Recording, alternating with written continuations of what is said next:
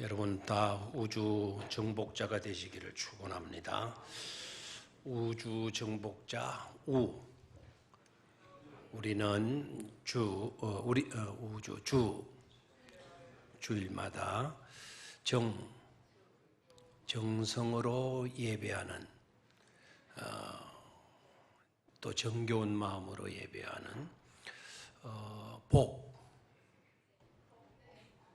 복의 복을 받는 자랑스러운 병영교회 성도들이랍니다. 다 까먹었네요. 또 하나만 가르쳐주면 그게 전부죠. 좀 응용하거나 발전시키거나 하지를 못하고 다시 한번 여러분들이 말해봐요. 우리는 주일마다 정성스럽게 예배함으로 복의 복을 받는 자랑스러운 병영교회 성도들이랍니다. 아멘. 좌우에 계신 분들을 그렇게 축복해 주시기를 바랍니다.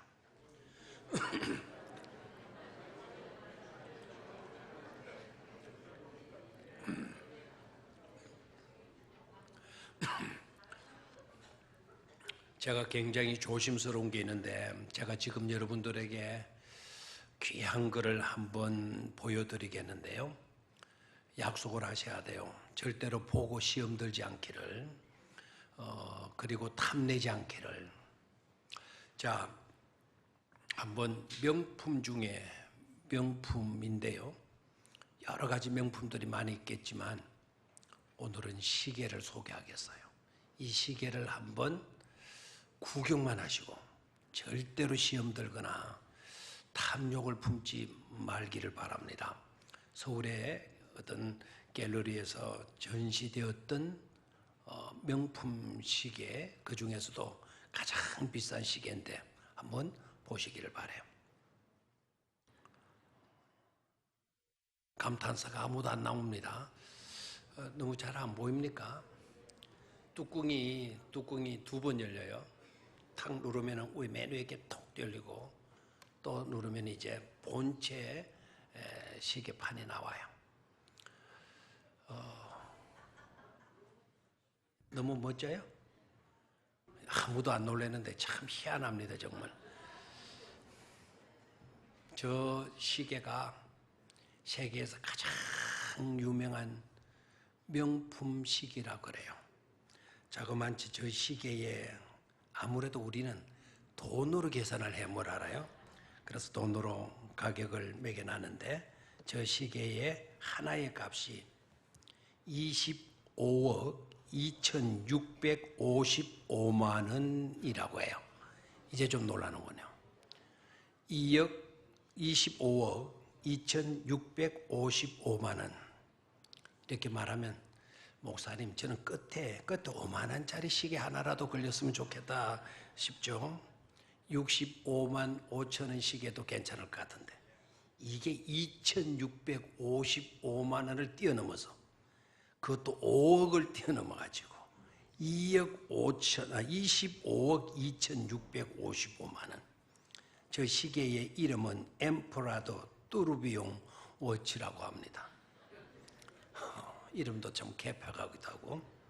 근데 잘 보면 아까 그 시계를 잘 보면 저 시계에 다이아몬드가 무려 1,000개가 박혀, 1,000개 이상 박혀 있대요. 34.2캐럿짜리가 어느 정도인지 모르겠지만 34.2캐럿 다이아몬드가 255개가 박혀 있고, 그 다음에 4캐럿 다이아몬드가 778개가 박혀져 있다고 합니다. 대단하죠? 이러면은 또 여러분들 너무 낙심할 것 같아요. 나는 1캐럿짜리 다이아몬드 한 개도 없는데, 이런데 저 시계 하나에 1,000개 이상의 다이아몬드가 박혀 있으니까. 이런 댓글이 붙어 있었어요. 어떤 사람이 이런 댓글을 붙였는데, 서울 아파트 한 채 값을 들고 나가서 겨우 손목시계 하나 차고 들어오는 건가요? 이렇게 댓글을 붙였어. 그럴만도 하죠, 그죠? 또 다른 한 분의 댓글에는 이런 글이 붙여져 있어요. 어디 제가 살 수 있는 그런 시계 좀 가르쳐 주면 안 돼요? 어디 제가 살 수 있는 그런 시계, 값싼 시계겠죠. 그런 시계 가르쳐 주면 안 돼요? 이런 댓글이 붙였어요. 자, 명품 시계를 제가 소개를 했는데 명품 시계뿐이겠어요? 명품 구두도 있고 명품 양복도 있고 명품 벨트도 있고 허리띠도 있고 명품 또 뭐가 있나요? 넥타이도 있고 명품 안경도 있잖아요. 여러 종류의 명품들 있고 또 명품들을 생산하는 아예 그 회사들은 아마 명품만 만들고 명품만 취급하는 회사들도 많죠. 여러분들도 그 명품 그 상호가 딱 붙으면 그 명품인데 싶을 정도로 알고 있는 그런 회사들 알고 있죠. 저는 한 2가지 정도는 알고 있어요. 하도 이름이 개폐가게지고 루비똥, 루비똥. 또 하나는 구찌, 구찌 2개는 알고 있는데요.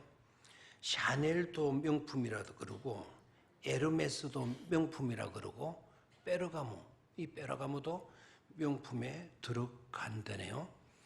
페르가모 안경 유명하답니다. 페르가모 양복 유명하답니다. 페르가모에서 나오는 벨트, 페르가모에 나오는 구두, 이거 보통 유명한 게 아니라고 합니다. 페르가모에서 나오는 양복은 한 벌에 최하가 300만 원이라고 그러네요. 최하가 300만 원. 아무도 안 놀래요. 최하가 300만 원. 페르가모 구두를 신고 다니는 어느 목사님이 계시는데 이분은 정말 불편하게 사시더라고요. 페르가모 구두를 신고 다니는데 왜 불편한가 하니까 음식점에 들어가면 우리는 아무 때나 버려놓고 뭐 들어가면 되는데 이분은 음식점에 식사를 하러 들어가면 비닐봉지를 탁 달라 그러고 그리고 구두를 그 안에 집어넣어 가지고는 밥 먹는 데까지 가지고 들어가서 식탁 안에 놔두고 밥을 먹고 다시 이제 그걸 끄집어내 가지고 다시 신고 그렇게 가더라고요. 그래서 속으로 아이고 저런 신발 뭐 때문에 신노? 그냥 싸구려 신발 아무 때나 신고 아무 때나 벗어나도 되는 그런 신발을 신으면 되지 않은 생각도 해봤어요. 그런데 그런 게 아니라는 거죠. 왜 사람들은 명품들을 그렇게 좋아들 하는 것일까요? 왜 사람들은 명품들을 좋아할까요? 아마 여러분들도 명품을 좋아하고 명품에 대한 관심이 많은 사람들이 있으리라고 보는데 왜 그럴까요? 뭐 대답은 뻔하겠죠. 명품들은 다 질적으로 맞기 때문이다. 좋기 때문이다. 근데 문제가 바로 뭐예요? 비싼 것 아니겠어요? 그런데 그분들 이야기 들어보면 그렇게 비싼 걸 왜? 라고 물어보면 이렇게 대답을 해요. 비싼 만큼 값어치를 한다라는 거예요. 비싼 만큼 뭘 해요? 값어치를 한다라는 겁니다. 그래서 명품의 특징 좋은 점들이 있는데 그 비싼 값을 하는 내용들이 되겠는데요. 그 내용들이 뭔가 하니까 질이 좋다라는 거, 그 다음에 사람들이 그것을 착용하고 가게 되면 알아본다라는 거예요. 누가 알아봐요? 사람들이 알아본다는 거예요. 더 그런 옷을 입고 그런 구두를 차고 신고 그런 넥타이를 매고 그런 시계를 탁 차고 나가면 사람들이 자기를 이렇게 봐준다는 거예요. 그게 좋다라는 겁니다. 그래서 우스갯소리를 제가 그래. 야, 이 친구야. 그것 때문에 알아보면 못하냐. 사람이 너를 보고 알아봐야지. 명품 보고 알아본 거 그걸 가지고 뭘 그렇게 자랑스럽게 여기느냐고. 몰라서 하는 소리라 그러대요. 자, 사람들이 자기를 알아주게 되면서 자존감이 높아진다라는 거예요. 자존감이. 그래서 어깨에 힘이 들어가고 나는 괜찮은 사람이다 라고 하는 그런 자신감, 그런 용기, 담대함 이런 것들이 생긴다라는 거예요. 가만히 듣고 보면 그것 하나 신고 그것 하나 입어가지고 그런 자존감이 생기게 되어진다고 한다면 명품 그거 부정적으로 볼 필요성은 없는 것이로구나. 그것 하나 구해가지고 입고 다니면서 자신감을 가지고 자존감을 가지고 그리고 왠지 모르게 행복감이 젖어서 사는 것이라고 한다면 그것도 괜찮을 수가 있지 않겠는가 하는 생각을 가지게 됩니다. 하도 명품이 비싸고 하니까 그래서 생겨난 게 또 있죠. 그게 바로 뭐죠? 짝퉁이에요, 짝퉁. 요새 짝퉁도 판을 치는 것 아닙니까? 그렇죠? 중국에 가면 아예 그 도시는 짝퉁판이래요. 아예 그 도시 자체가 짝퉁만 만드는 도시래요. 그 도시가 혹시 어딘지 아십니까? 우리 교인들은 아주 착하고 순전해서 그죠? 그런 데는 전혀 무관심하고 그러죠. 중국에 가만히 있어. 중국에 갑자기 생각이 나. 중국에 됐어요. 찐따오라라 그래요. 찐따오. 찐따오가 어딘지 모르겠어요. 청도? 예. 찐따오 청도. 그게 가면 하나에서 끝까지가 다 뭐라고요? 짝퉁들이래요. 똑같다고 그래. 루피똥 구두 똑같다. 뭡니까? 구찌 벨트 똑같다는 거예요. 그 짝퉁이 나와요. 짝퉁이라고 하는 거는 진짜를 흉내내는 진짜의 거짓된 모조품이 되겠죠, 그죠? 그래서 짝퉁을 만들면 그건 불법인 거예요. 그런데 짝퉁을 왜 만들까요? 진짜를 갖지 못한 사람들의 그 안타까움, 그 고객들의 심리를 이용해가지고 돈을 벌려고 하는 상술적인 나쁜 속심이 그 속에 깔려 있는 것 아니겠어요? 그것은 짝퉁에 대한 부정적인 생각들이죠. 그런데 짝퉁에도요, 짝퉁을 선호하는 사람, 짝퉁을 인정하자라고 주장하는 사람들은 이런 얘기를 해요. 짝퉁에도 긍정적인 요소가 있다. 짝퉁을 자꾸 나쁘게만 몰아붙여서는 안 된다. 짝퉁에도 긍정적인 요소가 들어있는데 그 긍정적인 요소 가운데 첫 번째가 뭔가 하니까 명품을 갖고는 싶지만 비싼 가격 때문에 그것을 가질 수 없는 그런 사람들, 안타까워하는 그런 사람들에게 보다 저렴한 그러나 거의 똑같은 그런 짝퉁을 만들어 줌으로써 명품을 가지지 못한 사람들의 서러움을 달래줄 수 있는 것이 아니냐. 그래서 짝퉁도 괜찮다라는 겁니다. 그리고 짝퉁에 더 나아가서 짝퉁을 인정하자, 짝퉁을 긍정적으로 이야기하는 사람의 주장을 보게 되면 저도 정말 그럴 수 있겠구나 하는 생각을 저도 가지게 되었어요. 짝퉁이 지닌 또 하나의 긍정적인 놀라운 요소는 고가의 명품을 가지고 살아가는 사람들, 명품을 지닌 사람들의 노출된 위험에서 어느 정도 그들을 지켜주고 보호해줄 수 있다는 데 있다라는 거예요. 무슨 말인가 하니까 내가 아주 값비싼 아까 나와 있는 그런 시계를 찾고 있다 합시다. 이게 25억짜리 되는 시계를 합시다. 이 시계를 찾고 있으면 이거 하나밖에 없는 그런 시계라고 하면 사람들이 와, 저 시계는 25억짜리야. 그러면 제가 시내버스를 제대로 타겠어요? 전철을 제대로 타겠어요? KTX를 제대로 타겠어요? 그렇죠?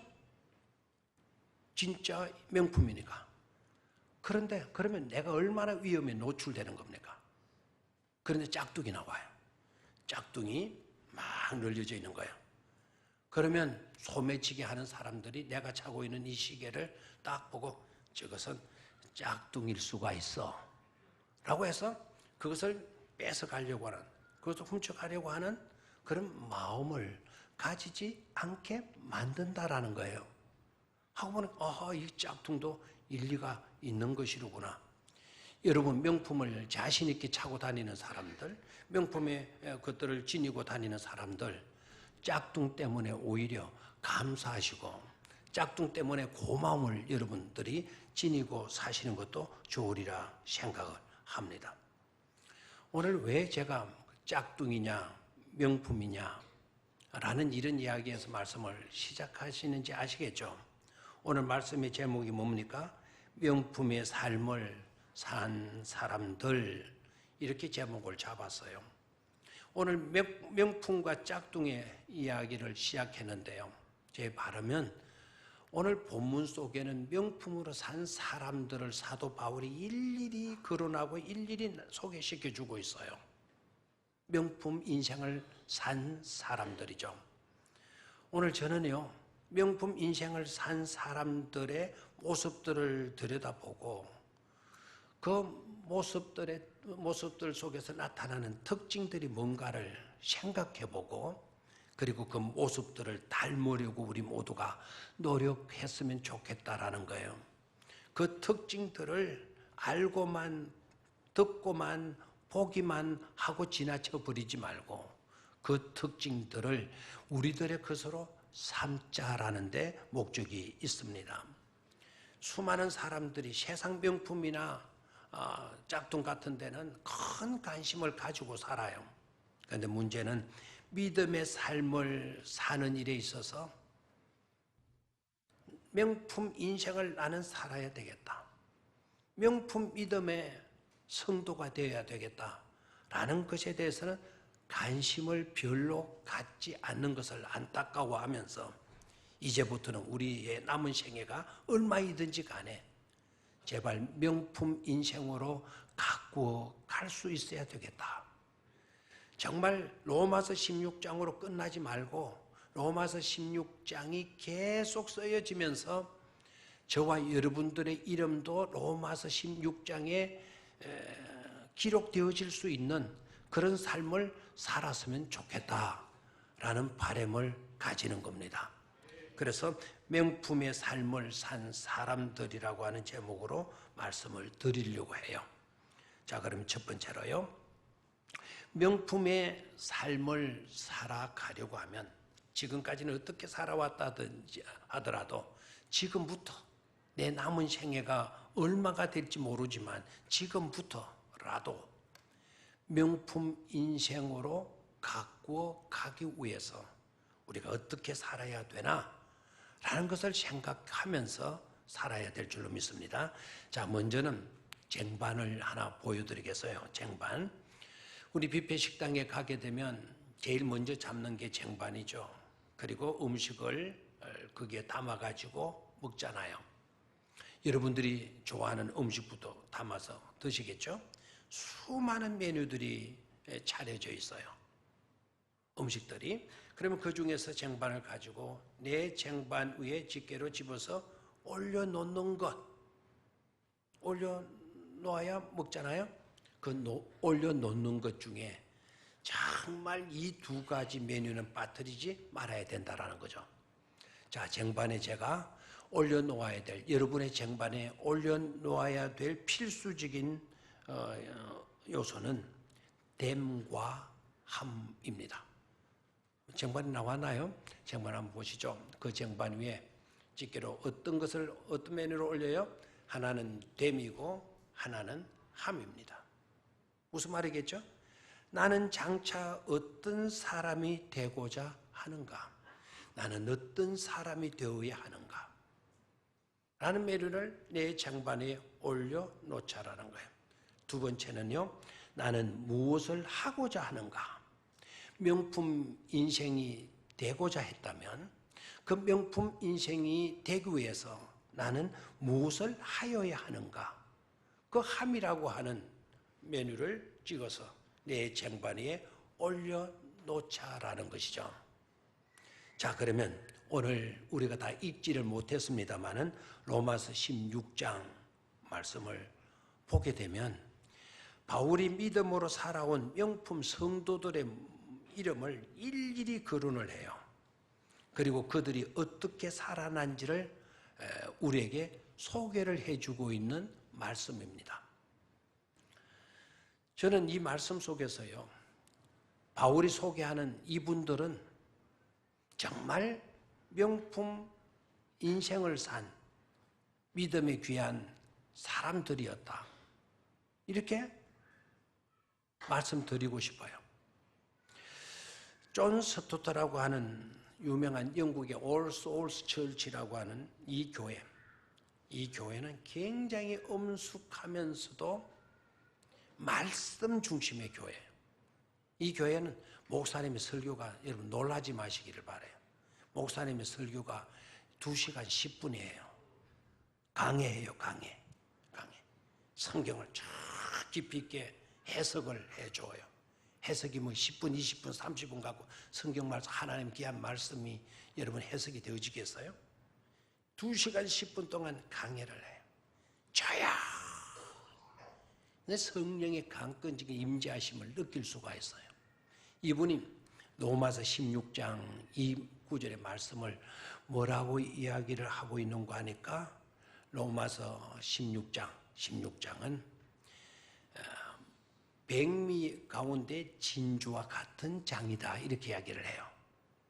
많은 아름다운 은혜로운 축복된 말씀이 앞에 쭉 나와 있었는데 그 중에서도 뭐라고요? 진주와 같은 그런 말씀이 바로 이 로마서 16장 말씀이다라는 겁니다.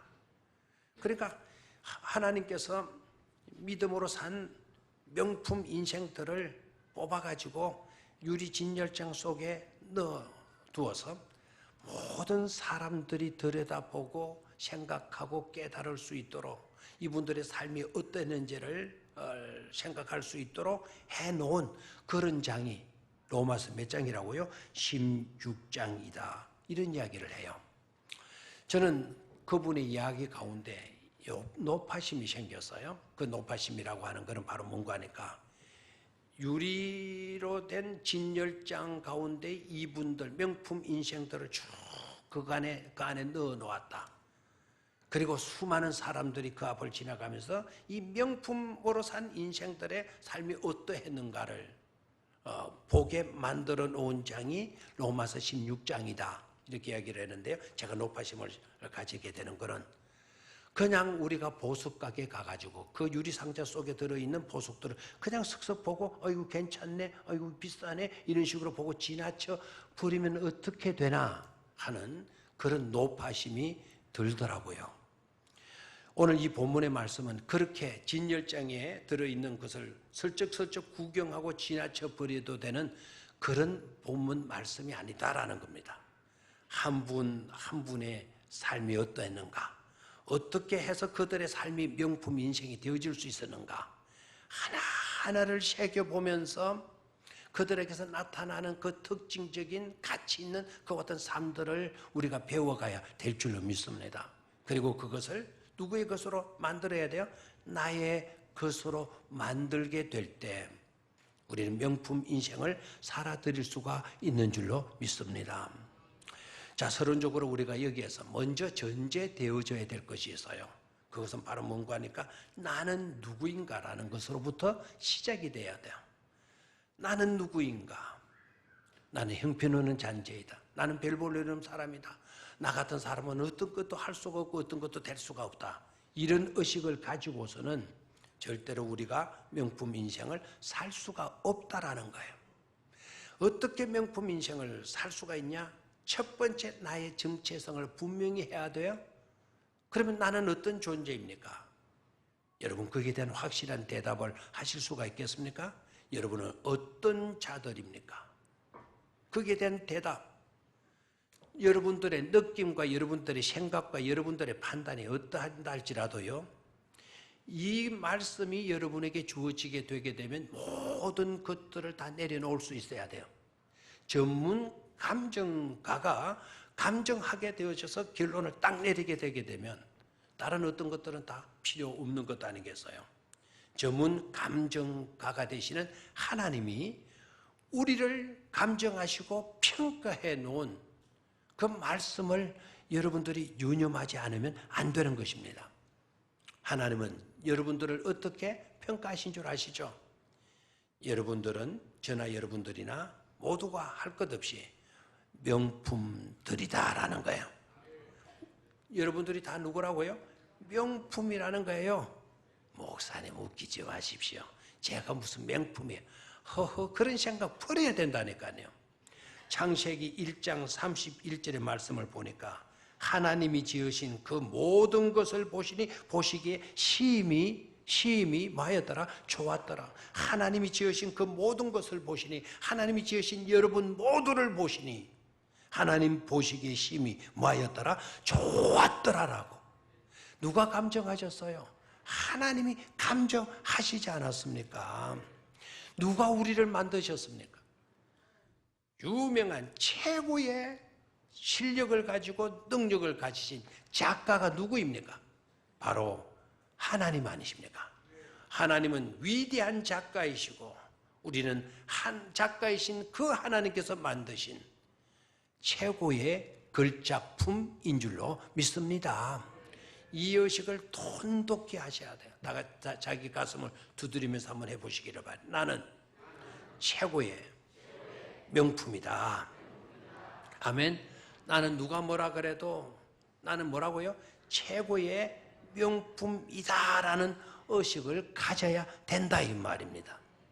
저는 아까 그 시계 26억 이상 되는 그 시계도 명품이지만 그 정도 명품보다도 비교도 할 수 없는 명품 중에 명품이 바로 누구이다? 나이다라는 거예요. 나이다. 이런 믿음, 이런 확신, 이걸 가져야 돼요. 누가 그렇게 감정해서 그렇게 감정 평가했다고요? 하나님이 하셨잖아요. 하나님. 그런 의식이 먼저 우리들에게 설정되어져 있어야 돼요. 그게 분명해야 지금부터 우리는 어떤 사람으로 살아갈 수 있다? 명품 인생으로 살아갈 수 있다라는 겁니다.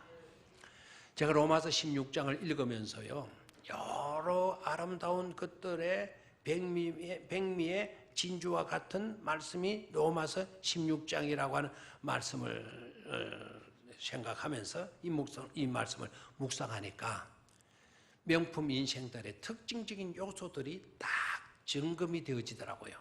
그래서 요약해서 소개를 드립니다. 첫 번째는요, 명품 인생을 산 사람들은 삶의 바탕, 삶의 영역을 분명히 하며 살았던 사람이라는 것이 깨달아졌어요. 삶의 바탕, 삶의 영역을 분명히 하고 산 사람들이었다. 명품 인생들.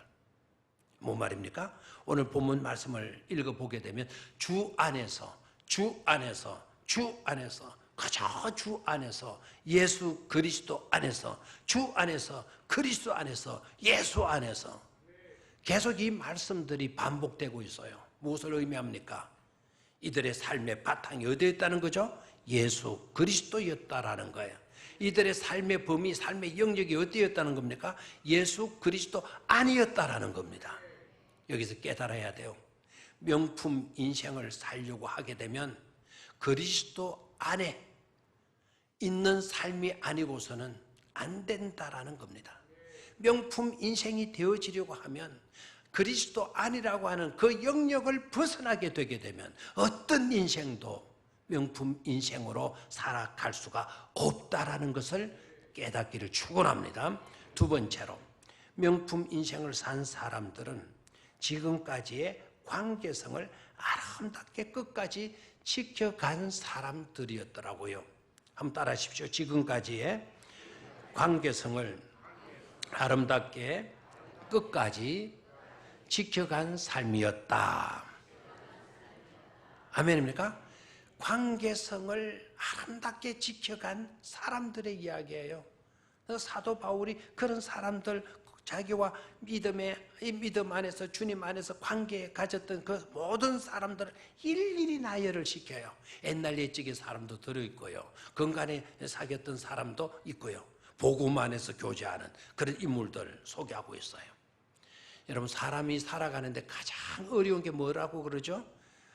사람이 살아가는 여러 가지 어려움이 있지만 제일 어려운 게 관계성이라고 그러네요. 사람과의 관계성 지켜가는 것 어렵고, 그렇죠? 우리는 하나님과의 관계성 속에 또 살아가야 되잖아요. 그것도 어렵고.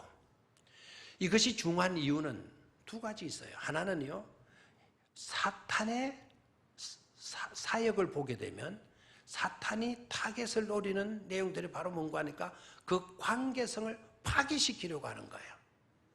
왜 사탄이 그 짓 할까요? 그 관계성이 그만큼 뭐하기 때문일까요?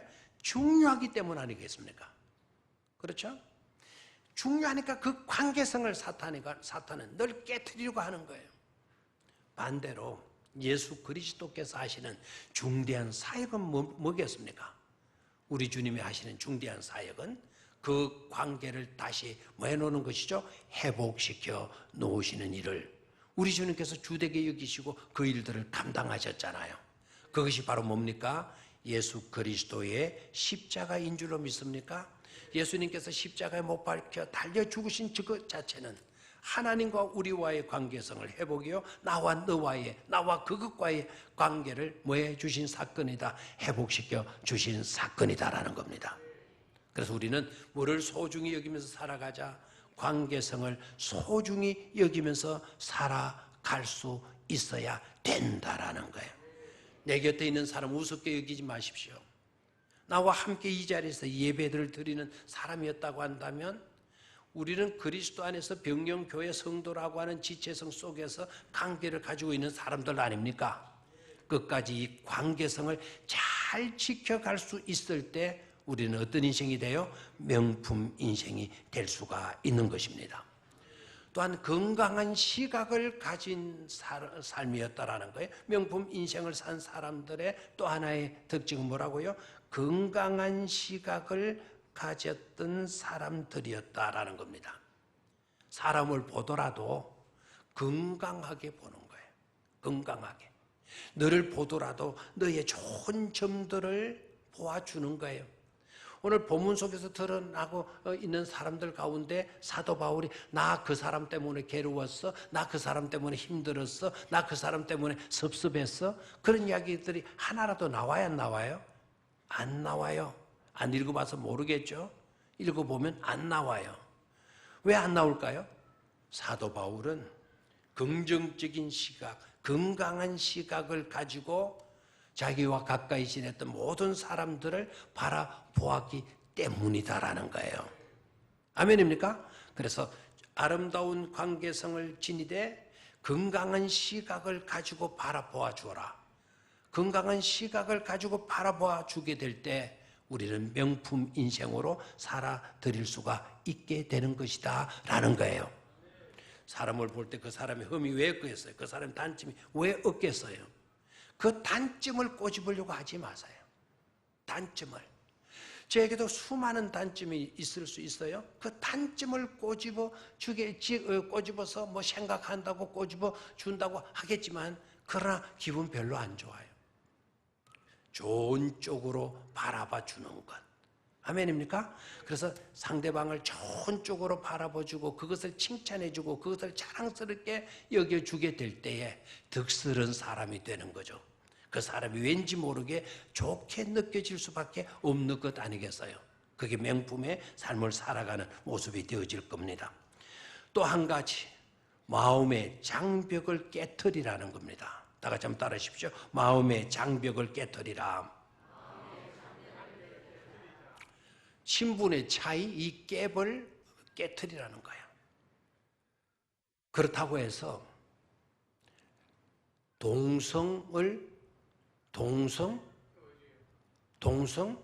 동성주의를 옹호하라는 게 아닙니다.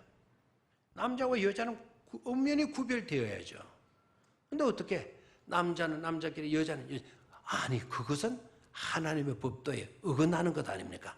그런 것을 조장하는 사람이 있다고 한다면 여러분 예수 그리스도의 영광을 위해서라도 철저히 여러분들 반대하셔야 돼요. 본체만치 하지 마시고 그건 소돔과 고모라를 만들고 싶거든 그렇게 하시고 국회의원 중에서도 그런 사람이 있다면 찍어주지 말아야 돼요. 그 누구도 그런 사람을 세워서는 안 돼요. 여기에서 마음의 장벽을 깨트리라는 것은 신분의 장벽이에요. 오늘 소개되어지고 있는 인물들 가운데는요, 노예도 들어있어요. 노예. 그 노예가 누구인가 하니까 암볼리아와 우르바너. 8절에 암볼리아가 나오고 9절에 우르바너가 나와요. 이런 사람들 뭐예요? 노예. 그런 노예인데도 불구하고 사도 바울은 나의 동력자 이렇게 이야기를 하는 거예요. 지난날에 그 사람이 무슨 짓을 했든지, 그가 어떤 형편에 놓였든지 사도 바울 하나도 중요하지 않아요. 오늘 그가 예수 그리스도를 믿고 오늘 그가 예수 그리스도의 일들을 감당하는 사람이라고 한다면 명품 인생이 되었다는 것 아닙니까? 그래서 나의 동력자로 불러주고 있어요.